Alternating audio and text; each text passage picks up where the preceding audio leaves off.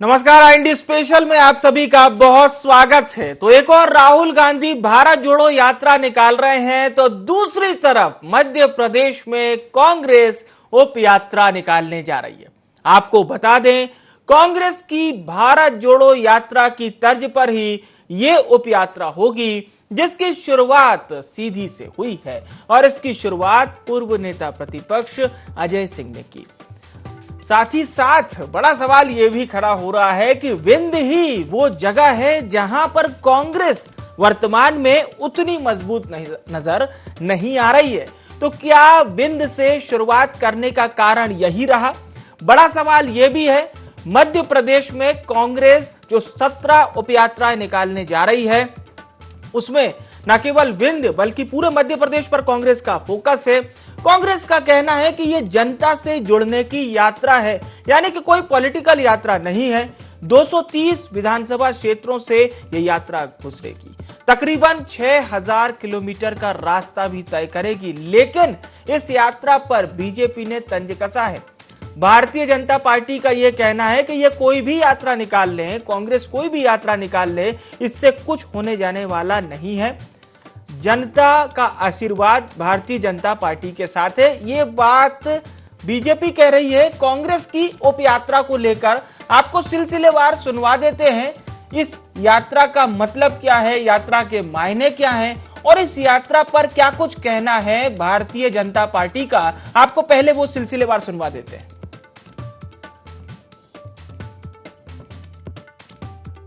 यात्रा स्वाभाविक है, जनमानस से जुड़ने का एक बहाना है, तरीका है और ये गांधी जयंती पर शुरू हुआ। भारत जोड़ो यात्रा राहुल गांधी जी जो कर रहे हैं, उसी के सहयोग में हर प्रांत में इस तरह की यात्राएं हो रही। देखिए, फटे हुए ढोल को बजाने में जैसे स्वर निकलेंगे, वैसे ही स्वर इस कांग्रेस की सबसे अलोकप्रियतम सरकार कमलनाथ सरकार के गुणगान करने से निकलेंगे। ये वादा खिलाफी के लिए जानी जाती है, भ्रष्टाचार के लिए जानी जाती है, ये अपने लोगों को तिरस्कार करने के लिए सरकार जानी जाती है। इसका क्या गुणगान होगा? और 17 गुटों में बटी हुई कांग्रेस 17 उपयात्रा निकालेगी, तो 17 जगह 17 ही नेताओं को निपटाने की तैयारी की जाएगी। इसके अतिरिक्त इस यात्रा का और कोई प्रभाव नहीं होगा। तो देखिए, सुनिए और समझिए पार्टियों के नेता क्या कुछ कह रहे हैं और इस बात को समझने की भी कोशिश कीजिए कि साल 23 से पहले दोनों ही पार्टी के जो भी प्रवक्ता हों, अपनी बात जब जनता के सामने रखते हैं तो उसमें कश्मकश कितना जहन में भी रहता है और जुबान पर आते आते तक कितना ज्यादा एक्साइटेड हो जाता है। हमारे साथ खास मेहमान चर्चा के लिए जुड़ चुके हैं। चेतन सिंह जी हमारे साथ जुड़ चुके हैं, भारतीय जनता पार्टी के नेता हैं। सिद्धार्थ राजावत जी भी हमारे साथ जुड़ चुके हैं, प्रवक्ता हैं मध्य प्रदेश कांग्रेस के। और मध्य प्रदेश के वरिष्ठ पत्रकार संदीप पौराणिक साहब भी हमारे साथ जुड़ चुके हैं। आप सभी मेहमानों का बहुत स्वागत है। सिद्धार्थ जी, भारत जोड़ो यात्रा तो समझ में आ रही थी, अब ये उप यात्रा में क्या कुछ शामिल रहेगा, बताइए। विवेक जी, सर्वप्रथम तो अभी मैं भारतीय जनता पार्टी के प्रवक्ता आशीष अग्रवाल जी को सुन रहा था, जो बोल रहे थे कि ये यात्राएं जो कांग्रेस निकाल रही है उसके ऊपर एक तंज कसा था। तो मैं सर्वप्रथम तो बता दूं, जिन्होंने हमेशा, जिनके पूर्वजों ने हमारे आंदोलनकारी क्रांतिकारियों की यात्राएं रोकी और उनकी मुखबिरी की, तो उनको आज उन यात्राओं का लाभ और हानि उन्हें क्या मालूम। और उनको शायद उन्होंने इतिहास नहीं पढ़ा है कि जब जो जिस आंदोलन पे या यात्रा पे निकला है, उसका देशव्यापी ही नहीं विश्वव्यापी उसका ना असर पड़ा है। और आप देखिए, गांधी जी के आंदोलन के बाद, उनकी यात्राओं के बाद पूरे विश्व में उनका कीर्तिमान फैला। और उसके बाद आप देखिए, नेल्सन मंडेला जैसों ने उस चीज को माना। और 117 देश हैं जहां पे हमारे महात्मा पिता महात्मा गांधी जी की प्रतिमाएं लगी हुई हैं। तो जिन्होंने देश तोड़ा है और जिन्होंने इन यात्राओं की मुखबिरी की है, तो वो इन यात्राओं को क्या जाने।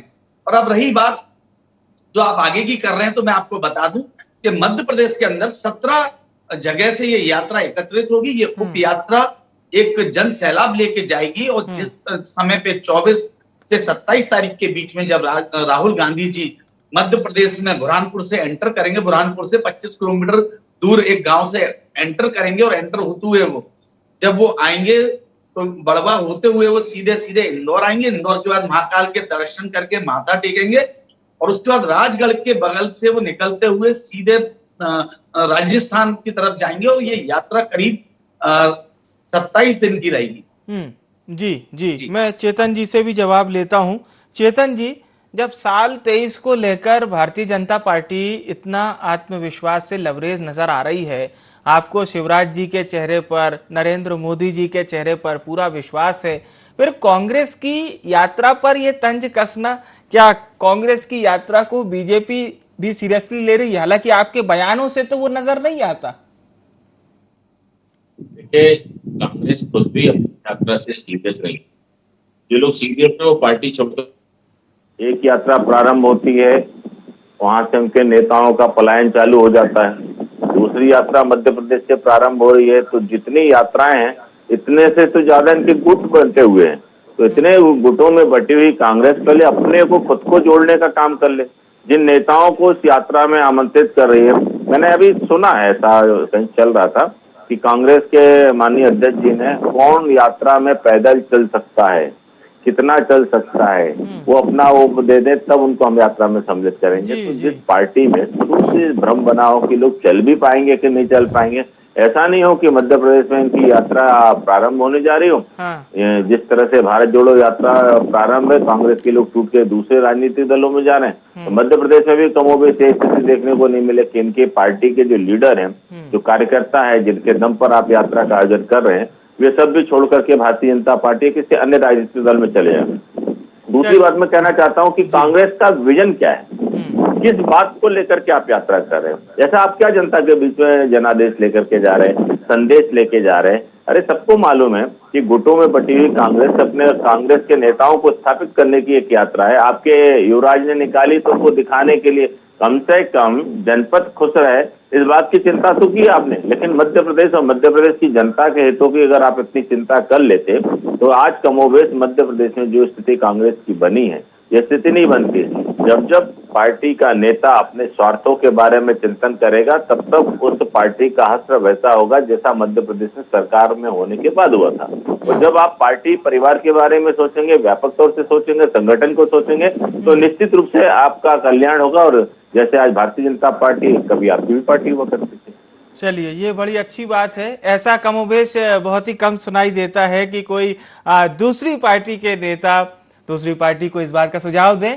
चेतन जी ने जैसा सुझाव सिद्धार्थ जी की पार्टी को दिया है, ठीक है। आप दोनों के पास में लौटूंगा। संदीप जी का हम रुख करते हैं। संदीप सर, कांग्रेस भारत जोड़ो यात्रा को जिस तरह से सोशल मीडिया पर और मीडिया पर जगह मिल रही है, कांग्रेस का ये मानना है कि ये भारत जोड़ो यात्रा कहीं ना कहीं कांग्रेस को भी बूस्टअप करेगी और साथ ही साथ साल 24 की जमीन तैयार करने से पहले वो जो तमाम चुनाव हैं जो इस रास्ते पे आ रहे हैं, जिसमें मध्य प्रदेश है, राजस्थान है, गुजरात है और भी तमाम राज्यों के चुनाव है, तो वहां भी बूस्टअप होगा। और कहीं ना कहीं ये जो उप यात्रा है उसी की तर्ज पर निकाली जा रही है मध्य प्रदेश में।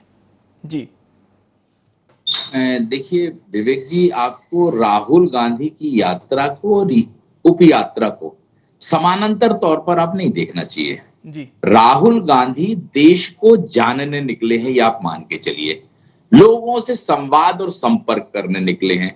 भारत जोड़ो यात्रा पूरी तरह राहुल गांधी की यात्रा है जी, क्योंकि यात्राओं का अपना महत्व है। अगर आपको हालात को जानना है, लोगों को समझना है, देश को समझना है, तो यात्रा से बेहतर तरीका कोई और नहीं हो सकता। जहां तक उप यात्रा की बात की, तो ये पूरी तरह विशुद्ध राजनीतिक यात्रा रहेगी मध्य प्रदेश की, जिसे मैं मानता हूं उप यात्रा को। लेकिन राहुल गांधी की यात्रा राजनीतिक तो है, साथ ही वो अपने को भी, देश को जानने निकले हैं। इसका लाभ राहुल गांधी को भी होगा और उस इलाके की कांग्रेस को भी होगा। जहां जहां से ये यात्रा निकलेगी वहां का कार्यकर्ता उत्साहित होगा। स्वाभाविक सी बात है कि कांग्रेस के सबसे बड़े नेता राहुल गांधी हैं आज की तारीख में। उनका पार्टी के अंदर अपना एक ग्लैमर है, लोग उनसे जुड़ना चाहते हैं। और जहां तक आपने बात की कि सोशल मीडिया पर और मीडिया पर जगह मिल रही है, उसमें दिख रहा है कि राहुल गांधी के पास लोग आ रहे हैं, जन सैलाब उमड़ रहा है। संदीप जी, जिन जिन इलाकों से ये जाएगी यात्रा, इस तरह के बड़े अच्छे पत्रकार हैं, हालांकि मैं उनका नाम नहीं लूंगा, लेकिन बड़ी अच्छी बात उन्होंने कही थी कि सोशल मीडिया पर अच्छे अच्छे वीडियो, बढ़िया बढ़िया गाना लगा के दिखा देने से, और जो उनकी तस्वीरें दिखाई जाती है, एक तस्वीर है जिसमें वो बकायदा अपने हाथों को बिल्कुल टाइट कर रहे हैं, तो ये जो राजनीति में ये जो ढीला रवैया अभी नजर आया कांग्रेस का, माफ कीजिएगा हालांकि ये शब्द कहने में बड़ा असहज लगता है, लेकिन साल 14 के बाद से जिस तरह से कांग्रेस की स्थिति बनी, तो क्या उसको भी वही मजबूती राहुल गांधी दे पाएंगे? कहीं ना कहीं ये अपने आप को न केवल उनको प्रूफ करने का भी एक यात्रा है, बल्कि साथ ही साथ कांग्रेस में भी जान फूंकने की पूरी एक कोशिश भी हम कह सकते हैं। जी, बाकी आप बेहतर बता सकते हैं। बिल्कुल सही कह रहे हैं आप। कांग्रेस की स्थिति 2014 के बाद निरंतर गिरती गई है, सत्ता उससे छिनती गई है। आज वो छत्तीसगढ़ और राजस्थान में आके सिमट गई, अगर हम सत्ता की बात करते हैं, और कहीं तो उनके पास है नहीं है।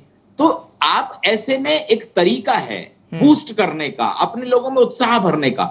जहां तक आपने सोशल मीडिया पर चलने वाले फुटेज की बात की है, विवेक जी, इस समय मीडिया का, चाहे सोशल मीडिया हो चाहे दीगर मीडिया हो, राजनीतिक दल अपने तरह से उपयोग करने की कोशिश कर रहे हैं। वो कितना असरकारक होता है ये अलग मसला है।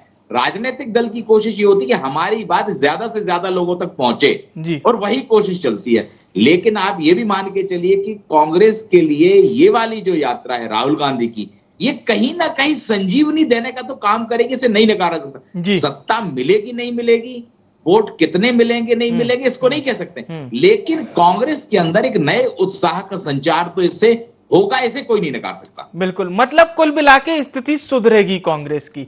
बिल्कुल, आपने बहुत अच्छा इसको न केवल दर्शकों तक जानकारी पहुंचाई, क्योंकि कई बार होता है जानकारी के अभाव में दर्शक ये नहीं समझ पाता है कि आखिर इस यात्रा का मोटो क्या है, ये यात्रा क्यों निकाली जा रही है। एक बार फिर से हम चेतन जी और सिद्धार्थ जी से जुड़ते हैं। संदीप जी, मैं आपके पास लौटूंगा।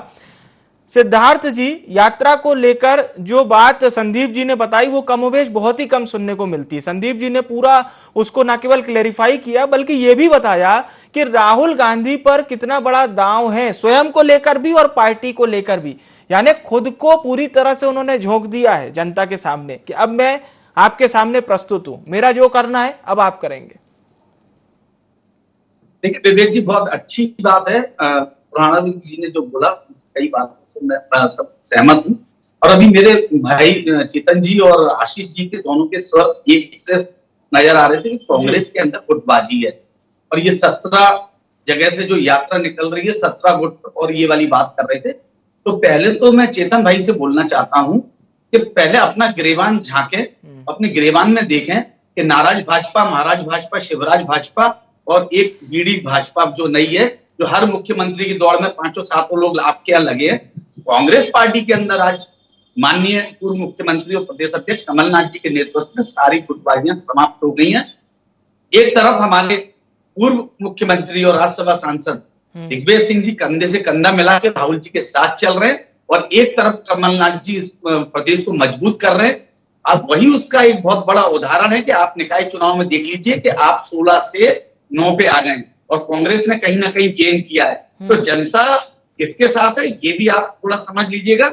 और सूप बोले तो बोले, छलनी बोल रही है जिसमें 72 छेद हैं, जिनका खुद दल गुटों में बटा हुआ है। आपको 3-3 प्रभारी बैठालने पड़ रहे हैं कमलनाथ जी को रोकने के लिए। कमलनाथ जी इस समय जिस हिसाब से मध्य प्रदेश में काम कर रहे हैं, इनको 3-3 प्रभारी बैठालने पड़ रहे हैं।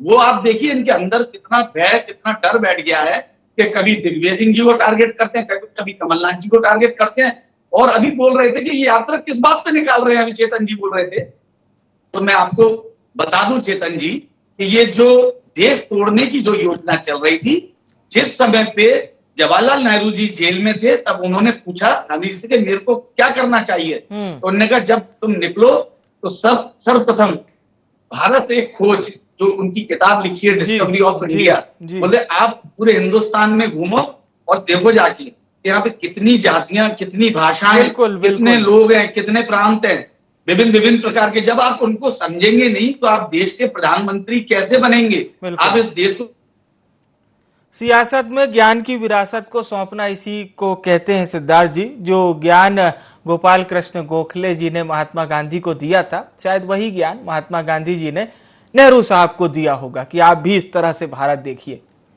बिल्कुल जी, कंटिन्यू कीजिए तो आप अपनी बात। उसी राह पे राहुल गांधी जी निकले। राहुल गांधी जी ने साफ बोल दिया है कि मैं ना तो प्रधानमंत्री बनूंगा, ना मैं राष्ट्रीय अध्यक्ष बनूंगा, मैं एक कांग्रेस का सिपाही हूं, कांग्रेस के लिए लड़ाई लड़ूंगा, मैं जनता के बीच में जाऊंगा, जनता की लड़ाई लड़ूंगा। दोनों चीजें नकार दी हैं। जो भारतीय जनता पार्टी के पेट में दर्द होता था कि प्रिंस, राहुल बाबा, फलाना ढिमका, और फिर अब ये फिर बनेंगे राष्ट्रीय अध्यक्ष, उन्होंने साफ सारी चीजें नकार दी। अब आज ये देखिए भारतीय तो ये माना जाएगा प्रेरणा भारतीय जनता पार्टी से ली है क्या उन्होंने? क्योंकि भारतीय जनता पार्टी तो उनको 6 से 8 सालों से बोल रही थी। विवेक जी, अगर भारतीय जनता पार्टी से गांधी परिवार ने प्रेरणा ली होती तो आप ये सोचिएगा कि अभी तक 88 के बाद, 86-87 के बाद गांधी परिवार का कोई भी आदमी प्रधानमंत्री नहीं बना है। सारे के सारे प्रधानमंत्री गैर गांधी परिवार के बने हैं। भारतीय जनता पार्टी से हमको प्रेरणा लेने की जरूरत नहीं है। ये तो हमारी टूटी हुई पार्टी है। जो हमारी पार्टी में से हेगड़े बार और ये सब गए थे, उन्होंने जाके एक पार्टी बनाई है और अभी बोल रहे थे कि लेकिन सिद्धार्थ जी, आप एक अनुभवी नेता हैं। राजीव गांधी साहब के बाद क्या समीकरण बने थे कांग्रेस में, नरसिम्हा राव साहब के समय क्या था, ये भी आपको भली भांति पता है। मैं चेतन जी से जरूर जवाब लूंगा। चेतन जी, आप जिसे गुटबाजी कहते हैं उसे कांग्रेस अपने पार्टी की स्वतंत्रता कहती है। कांग्रेस का कहना है कि बिल्कुल एक फोरम पर हम लोग बातचीत भी करते हैं और ओपन भी बातचीत होती है, किसी प्रकार की कोई गुटबाजी नहीं है साहब।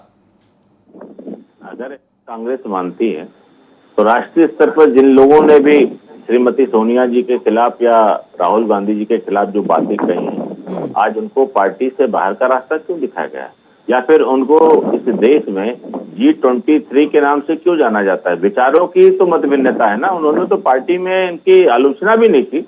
विचारों से असहमत दिखे, आपके कार्यक्रमों से असहमत दिखे, आपके सिद्धांतों से असहमत, आपसे असहमति मतलब कांग्रेस से उसका वॉकआउट। क्या ये आपकी एकता है, या इस हिंदुस्तान में कोई नई परिभाषा लेकर के आकर के कांग्रेस बताना चाहती कि नहीं हमने ये कहा है? ये जैसे पहले कांग्रेस ने अपने कार्यकाल में यही किया है ना। एक झटके में इस देश की सारी सार्वजनिक जो सरकार की संपत्तियां थी, आप उन्हें उठा करके वक्फ बोर्ड को दान में दे दी। कहां से? आपके कोई खानदान से लेकर के लोग आए थे क्या भारत की भूमि को? भारत की भूमि सबके देश के नागरिकों के लिए है ना, देश की जनता के लिए है। देश की जनता को पालने पोसने के लिए हमने तो, हमारी मर्जी आई, हमको वोट बैंक तैयार करना था, हमने उठा करके बांट दिया। अब बांट दिया, जो वर्तमान में शासन प्रशासन चल रहा है, जो कोर्टें इन मुकदमों की सुनवाई कर रहे हैं, जरा उनसे पूछे कि कितनी परेशानियों का सामना करना पड़ रहा है। तो कांग्रेस ने जब भी देश में काम किया है तो देश की जनता और देश दोनों से परेशान हुए हैं। अब रही हमारे मित्र सिद्धार्थ जी कह रहे हैं, तो सिद्धार्थ जी, जितना आपसे सीखना जिसको होगा वो सीख लेगा। मैं तो केवल इतना ही कहना चाहता हूं कि मध्य प्रदेश में जिस प्रकार से आपकी पार्टी का जो हाल है, अभी आप नगरीय निकाय की बात कर रहे हैं, आप राजधानी में बैठे हो और नहीं बैठे हो तो आकर के पता कर लेना। मैं जवाबदारी के साथ कह रहा हूँ, और अगर आप कहोगे कि मेरी बात गलत है तो आप जिस चौराहे पर कहोगे हम उस पर सार्वजनिक बहस करेंगे। 30% पोलिंग बूथों पर कांग्रेस के पोलिंग एजेंट नहीं बैठे इसी नगरीय निकाय के चुनाव में। ये राजधानी का हाल है। और जहां तक हमने देखा है कि भोपाल शहर की 2 विधानसभाओं पर कांग्रेस का कोई बड़ा नेता अपने महापौर और पार्षद के लिए प्रचार करने नहीं गया। क्यों भैया? क्या महापौर आपकी पार्टी का नहीं था प्रत्याशी? क्या जो कांग्रेस के वर्षों से जो दरिया उठा रहे हैं, जो डंडे खा रहे हैं, जो लाठियां खा रहे हैं, जो सिद्धांतों की लड़ाई लड़ रहे, क्या वे पार्षद का चुनाव लड़ रहे? तो क्या पार्टी के नेताओं को इतना समय नहीं था कि उनको जाकर के उनको वहां पर साहस बढ़ाते, उनकी हिम्मत बढ़ाते, उनके लिए प्रचार करते? उनके लिए कार्यकर्ता ही सदैव आपके लिए काम क्यों करेगा? हमारी पीड़ा ये नहीं कि हमारा क्या होगा और आपकी पार्टी के 17 यात्राओं से आपको कोई बहुत बूस्टअप मिलने वाला है। सिद्धार्थ जी, आप जानते हो, आप नहीं कह सकते हो, मैं तो उसको कह सकता हूँ ना कि आपकी इस 17 उप यात्राओं से भी कुछ नहीं होने वाला। मध्य प्रदेश पूरी तरह से भारतीय जनता पार्टी के नेतृत्व पर चलेगा। माननीय मुख्यमंत्री शिवराज सिंह चौहान, जिनको लेकर के आप तरह तरह की बातें करते हैं, उनके दिशा नेतृत्व में माननीय मुख्यमंत्री जी के कार्यों पर चलेगा। मध्य प्रदेश की आम जनता, गरीब जनता माननीय मुख्यमंत्री जी को मुख्यमंत्री ने जनता का सेवक मानती है। और ये आप जानते हो कि भारतीय जनता पार्टी के संगठन से मुकाबला करना कांग्रेस के बस की बात नहीं। और वर्तमान में जिस प्रकार से हमारे नए अध्यक्ष आदरणीय वी डी शर्मा जी ने जो यूथ की जो टीम तैयार की है, तो आपका भी नारा हुआ करता था ना कि जवां की और बुजुर्गों की दोनों को मिलाएंगे तो एक नई सुनामी तैयार होगी। तो उस नई सुनामी को आप तो तैयार नहीं कर पाए, कमोबेश मध्य प्रदेश में भारतीय जनता पार्टी ने जो तैयार किया, अब आप उसका मुकाबला करिए। मैं आपकी पार्टी के ये मुझे आप दोनों सम्मानित प्रवक्ताओं से बड़ा अच्छी जानकारी मिली कि रीड अदर जो न केवल विचारधारा को लेकर बल्कि दूसरी पार्टियों का भी आदान प्रदान करते रहिए। बिल्कुल सिद्धार्थ जी आपको जवाब देना चाहेंगे, हम फिर संदीप जी का रुख करेंगे। चेतन जी की इस बात पर आपका जवाब। सिद्धार्थ जी।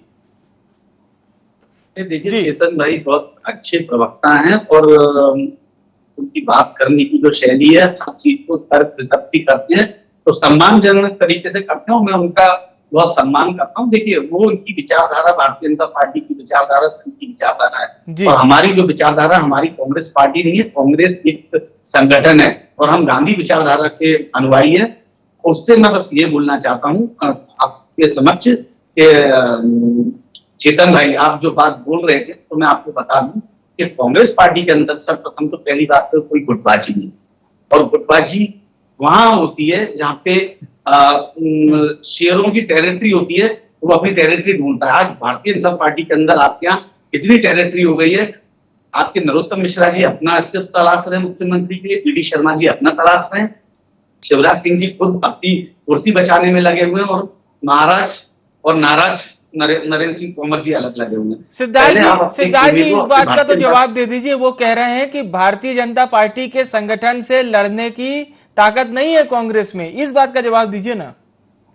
कल ही रावण दहन हुआ है, अहंकार और घमंड का कल विजयादशमी थी, तो कल दहन हो गया। 23 में इनका भी जो घमंड है वो चकनाचूर होके, और 23 में एक रावण रूपी जो भाजपा के अंदर बहुत बड़ा रूप ले लिया है शिवराज सिंह जी के अंदर, उसका भी दहन होगा और ये जनता दहन करेगी। चलिए मैं संदीप जी से अंतिम प्रतिक्रिया लेता हूं। ओवरऑल संदीप पौराणिक साहब, आपकी एक अंतिम प्रतिक्रिया इस विषय को लेकर भी कि 23 के लिए जो दावा चेतन सिंह जी ने कहा है कि यूथ विंग बहुत अच्छी तैयार की है वीडी शर्मा जी ने, और जो बात सिद्धार्थ जी ने कही कि किसी भी प्रकार की गुटबाजी कांग्रेस में शेष नहीं है। देखिए आप एक चीज मान के चलिए विवेक जी, कोई भी राजनीतिक दल हो उसका अगर संगठन मजबूत होता है तो सत्ता का रास्ता आसान होता है। इसे कोई नहीं नकार सकता कि बीजेपी का जो संगठन है वो 24/7 काम करता है। एक तरफ उसका मूल संगठन काम करता है तो दूसरी तरफ उसकी युवा इकाई है, महिला इकाई है।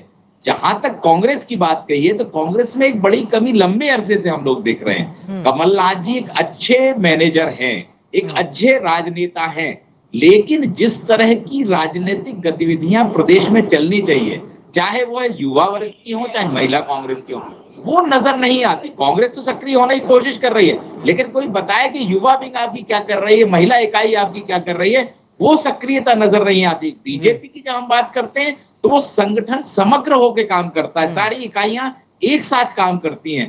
तो मुझे ये लगता है कि अगर कांग्रेस वाकई में संगठन पर ध्यान देगा तो उसके लिए रास्ता पहले से बेहतर होगा। लेकिन 23 का जो चुनाव है विवेक जी, आप मान के चलिए दोनों दलों के लिए आसान नहीं रहने वाला, पूरी ताकत झोंकनी होगी। अब देखिए आगे क्या होता है। बिल्कुल आगे देखिए होता है क्या। बहुत बहुत धन्यवाद संदीप जी हमारे साथ जुड़ने के लिए। चेतन जी आपका भी बहुत बहुत धन्यवाद।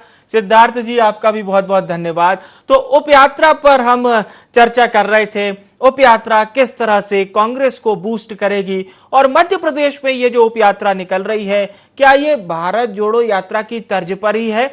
हालांकि इस बात पर थोड़ा सा भ्रम जरूर पैदा होता है कि फायदा आखिर कितना मिलेगा मध्य प्रदेश में इस उप यात्रा का, क्योंकि कांग्रेस डू एंड डाई की मुद्रा में, करो या मरो।